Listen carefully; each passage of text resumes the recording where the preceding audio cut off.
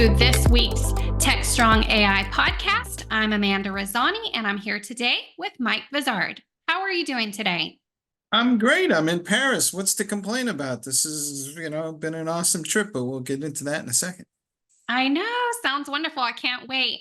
So we do have quite a lot to share with you today about a few conferences going on this week, Mike being at one of them, and then we'll dive into some other interesting news. So Mike, can you start us off with the NVIDIA conference? All right. Well, we're going to start with halfway around the world from where I am today, but there was a big AI conference hosted by NVIDIA in San Jose, California, and they rolled out their latest and greatest Blackwell processor for training AI models. This puppy can train models the size of 1 trillion parameters or more.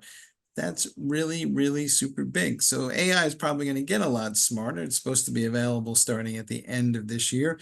I don't think the average organization is going to be building trillion size parameters for these models. I think that's in the realm of a chat GPT kind of thing, but Wall Street seems to really like that. But it was interesting because the CEO of NVIDIA was addressing questions about, well, is prompt engineering a skill or a job, or what is it? And well, turns out from his point of view, it's just a skill we should all pretty much have. I don't think it's going to be a job either.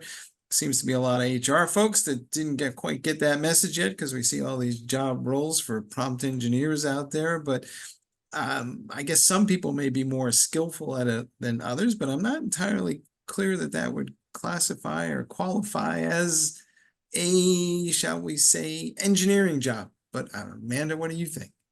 Yeah, I think even from my own experience, I feel like everybody is taking on this job of prompt engineering from personal and business standpoints. And really, you kind of have to know how to prompt on your own across the board when you're dealing with the AI. I don't really see what one individual person is going to stand alone and do, because each person needs a set of tasks or, certain things to be spit out by the AI. I don't see how one person is going to handle all of that. Yeah. And then the unspoken elephant in the room that wasn't really addressed was GPUs continue to be scarce, and it's hard to come by. And the average organization, frankly, is looking to figure out how to run inference engines on anything but a GPU, because, well, they don't want to wait 12 months for the GPU to get there. So there's a lot of interest in using various Intel architectures for running these inference engines. A lot of work is being done on that side. Some folks are trying to figure out maybe how to do training, but that may be a lot harder to do without a GPU per se. But the size of those models that are being deployed on the inference engines are getting smaller, measured in terabytes, because they're being trained with more specific sets of data. So there's a lot more interest in that whole deployment aspect of things. And of course, everybody's keeping an eye on AMD, who's out there with a GPU, and people are wondering, well, is that going to be the thing that breaks this scarcity? But I don't know how many GPUs AMD can make available either, but at least there'll be another option in display. But it's amazing to me that, one of the greatest advances in our time is being limited by the availability of hardware. Yeah, and I don't know what the solution is other than to have more companies open up. And maybe this is just an area that's wide open for companies able to come in and start producing them. Yeah, I wish it was that easy, but it seems to me by the time you start making one of these things and design it and get it through a fab, we are measuring this in years. So I don't think this problem is going away anytime soon, but we will see. It has been interesting. There's been, folks in the NVIDIA world talking about virtualization and these drivers that they make available, and an outfit that we talked about on the site with Clear ML has made available some tools to help you virtualize a GPU, so at least you can run more workloads and increase the utilization rates, which of course is also a problem and has implications for sustainability and all that good stuff. But I'm not, if you ask me, we'll be talking about this issue a year from now. Yeah, it's a fine balance. I think, as this technology is advancing so rapidly and being implemented, with every solution comes a back step and a problem to address. There you go. That problem was also evident here at KubeCon plus Cloud Native Con Europe, where I'm at for this in Paris. It's a number one topic was how are we running or optimizing AI workloads on Kubernetes clusters? Because the primary mechanism for running most of those workloads is on this emerging cloud native platform known as Kubernetes that is coming up on its 10th birthday in June. And the problem is it's not easy. The folks who are running these AI workloads on Kubernetes environments are the likes of, big companies like OpenAI. They have lots of engineers to throw at this issue. And the conversation here was all about how do we make this simpler and how do we create APIs and templates that make it easy for data science teams to run this stuff, or are they always going to need somebody who sits between them and that infrastructure to manage that? Folks here were talking about the rise of new titles called the AI engineer, which is very similar to a DevOps engineer in terms of what their job function is. And the need for greater empathy was thrown out a lot, another term that you hear in the DevOps world. So it feels like we are slowly but surely moving our way towards creating a set of DevOps-like principles for deploying AI models. And I think they're just going to rip and replace the same terminology, and hopefully we will get this right. But it still felt like a lot of work needed to be done. It's still early days. So again, I would say we're going to be talking about this issue a year from now. Yeah, it's interesting because it feels to me like it's all part of sort of the same process. So I'm surprised that they're just now realizing that. Yeah, I think um, it didn't occur to them that this stuff was going to go so mainstream that there would be average enterprises trying to figure out how to make these things work better and optimize that. I think initially they had it in their head there might be a small number of models that will be run by very large companies, and this will be a problem for a smaller group of people. But success sometimes bites you, and here we are having the same conversation again. So we'll say one more time, Well, we'll be keeping this going for another year.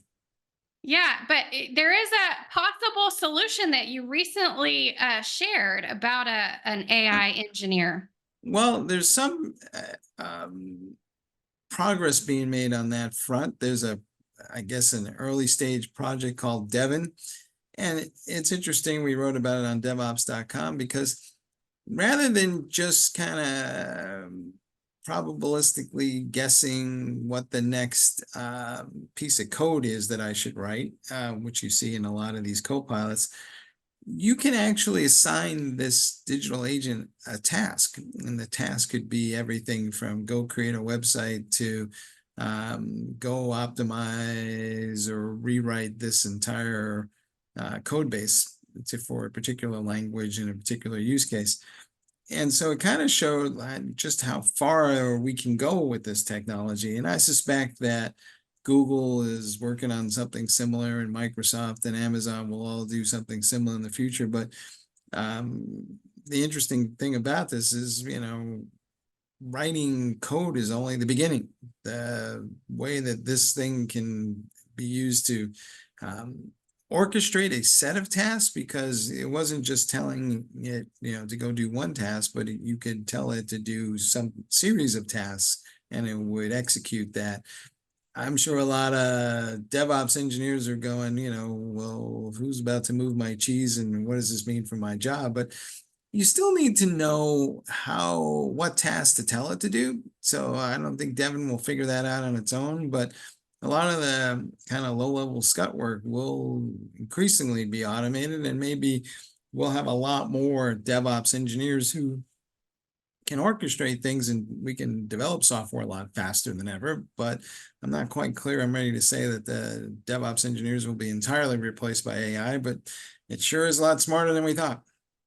I think it's interesting how it can be told to go repair bugs and different issues, and if we could take that side of it moving forward, and it can just constantly be scanning and repairing and fixing all the issues, that would be great. Yeah, because maybe everybody can be a software engineer then, but that, and then we'll be building more software than ever, and we'll have all kinds of cool new things that previously we would not have attempted because it would have been just too hard. But I cannot tell you where Devon is right now in terms of it's a private beta. You have to sign up and subscribe for it. But it seems like to me it's a taste of things to come, or as they say, the future's here, but it's unevenly distributed, shall we say. Yes, I think once we get a lot of these tasks automated, we're going to have an explosion of new technologies, perhaps on the future. We sure hope so. Now, there are other stories that are going on the site there. A lot of it has to do with the AI economy. So why don't you walk us through that? Yes. Okay. So Sean Mullaney recently contributed a byline, and he says that AI is going to be the answer to establishing a Goldilocks economy, which is when the economy is pretty much growing at a perfect rate of neither hot nor cold, just perfect. He thinks AI is the solution because of its ability to automate and speeding up processes, improving processes. And his belief is that with this, the companies won't be firing individuals, they'll be hiring more individuals because as everything speeds up and everything improves, they're going to need more humans. All right. Let me get my rose-colored glasses over here somewhere. They're lying around on my desk here. But I think that, maybe that's a possible outcome in a best of all possible worlds philosophy. But I think, let's be honest, there's going to be a significant amount of disruption before we get to his glorified view of the world, if ever. We are going out of our way to make sure that everybody feels like, AI isn't going to, kill their job. But your job's definitely going to be different. There's just no question about it. And who's doing your job may change because the level of skills required to do it will drop.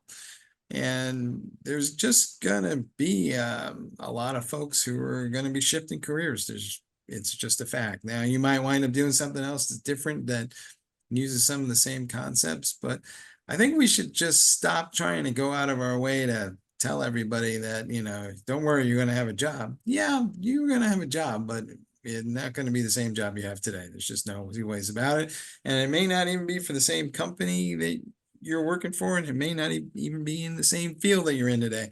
So it would be better if we spent more time coaching people and preparing them for that level of disruption, rather than kind of, trying to get everybody to feel good about AI. Follow me?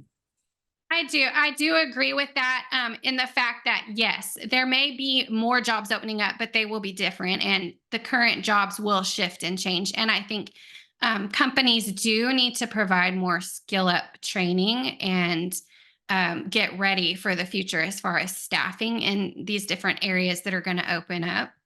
Yeah, and I was having a conversation with some folks I grew up with. I've known him all my life, and he's a developer. And his perspective was, I'm happy. I'm 2 years away from retiring, and I think I'm just hitting this just right because he was like he was unsure what the kids were going to be doing, and he says a lot of them have skills and stuff that they've learned in college that may be redundant real soon. So he was basically thankful that he was not at the front of his career, because he was just like, I don't see how this is all going to play out, but who knows? And I think there's also a simple fact that maybe the older you are, the less inclined you are to learn new skills. So that's a bit of a challenge. So there may be a generational issue at work here. So those of us who have a little longer in the tooth maybe need to keep an open mind, because clearly everybody's relearning everything at all times. And if you're not in the mood to relearn, well, then we're probably going to have more trouble than others, but we'll see how that goes. There's a separate related story from Nutanix talking about, on the upside, the amount of infrastructure that AI is going to consume will be going up through the roof. So if you're in the IT hardware business, as we were pointing out earlier in the show, AI is good for you, right? Because ultimately the amount of CPUs and storage and data that's required will increase, and a lot of that will be in the cloud, a lot of that will be on premise, and a lot will be at the edge. So I can almost say with certainty that AI will be good for the hardware business, but other than that, I'm not entirely sure. Yeah, I think you're exactly right on the fact that depending on where you are in your career, it may be a good time where, like your friend is happy to be stepping out soon. But I think most people in technology spaces will need to have certain characteristics such as adaptability, able to pivot quickly, and always wanting to skill up and be constantly learning and training to stay ahead of the next change in technology. I think those are important characteristics to have for other people coming into the career. Yeah, I was kind of half laughing with some of the folks in the Techstrong Gang podcast that you and I occasionally show up on. But I was talking about, I'm not sure how I feel about this, but I think I'm essentially creating content for machines now that are using that to create more content that may or may not be competing with the content that I use to help train the machine. So it's kind of getting a little weird out there, and we'll see how it all kind of works out. But that moves us to our next topic, because it's not clear how people who produce content for training machines are actually going to get paid. And the head of the Linux Foundation was over here in Paris for this KubeCon event, because CNCF is a arm of the Linux Foundation, and he was talking during a press conference about how he thinks there might be a need for some sort of consortium that would create open data sets for people that data scientists could then use to train AI models for free. And his point was that there's a lot of data suddenly being moved behind licensing terms because the people who created that data are a little wigged out about the fact that their data is being scraped for training these AI models, and they're not getting compensated for that. And his response, though, on the open side was to figure out a way to encourage more entities to make free data available to help train those models. And there's a natural amount of tension between those two things because I'm sure you're aware, but there's large numbers of industries that are all about creating data and getting compensated for that.